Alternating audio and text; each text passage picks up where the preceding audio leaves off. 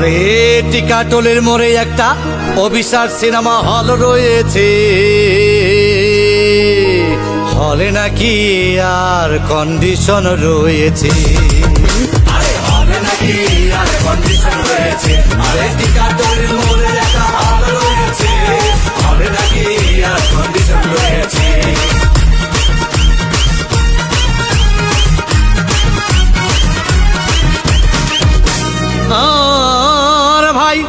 একদিন গেলাম সিনেমা দেখতে, আর রিক্সা থেকে নেমে দেখে হলে একটি সুন্দরী মেয়ে দাঁড়িয়ে আছে। প্রাকের 10 টাকার টিকিট 20 টাকা কিনে কোন রকম ভিতরে বসলাম। হঠাৎ দেখি পাশে চেয়ারে সেই মেয়েটি আমার পাশেই বসেছে। আরে হবে নাকি আর কন্ডিশন রয়েছে, আরে টিকাটলের মোড়ে একটা হল রয়েছে, হবে নাকি আর কন্ডিশন রয়েছে।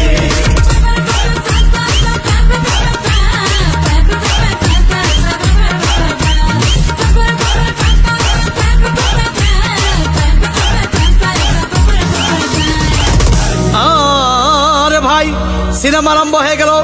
রাজ্জাক সাবান যখন প্রেমে হাবুডুবু খাচ্ছিল, তখন আমার বুকের ভিতর ধূপধাপ শুরু হয়ে গেল। হাই, আমি যদি প্রেম করতে পারতাম। তখন দেখি পাশে সিটে বসা সেই মেয়েটি আমাকে চিমটি মেরেছে। আরে হবে নাকি আর কন্ডিশন রয়েছে, আরে টিকাটলের মোড়ে একটা হল রয়েছে, হবে নাকি আর কন্ডিশন রয়েছে।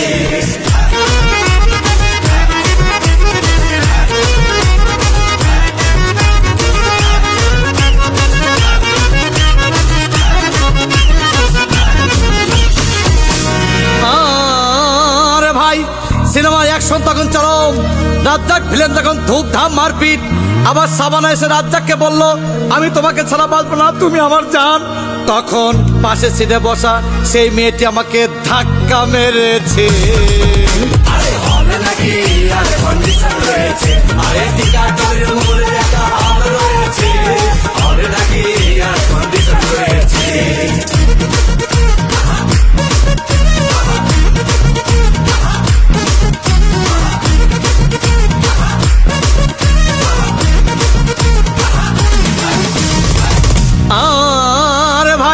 সিনেমা শেষ হয়ে গেল।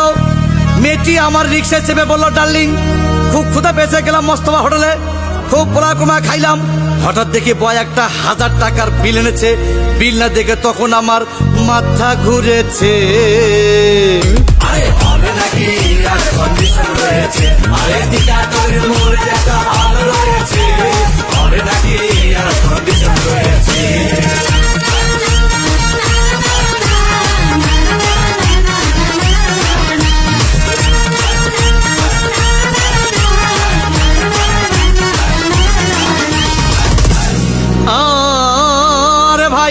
খাওয়া দাওয়া শেষ, মেয়েটি মিষ্টি হেসে বলল, ডার্লিং আজকের মতো চলে যাই বলে চলে গেল। আমি বাড়ি এসে রিক্সা থেকে নেমে রিক্সা ভাড়া দিতে গিয়ে দেখি মেয়েটি আমার পকেট মেরে চলে গিয়েছে। আরে হবে নাকি আর কন্ডিশন রয়েছে, আরে টিকাটলের মোড়ে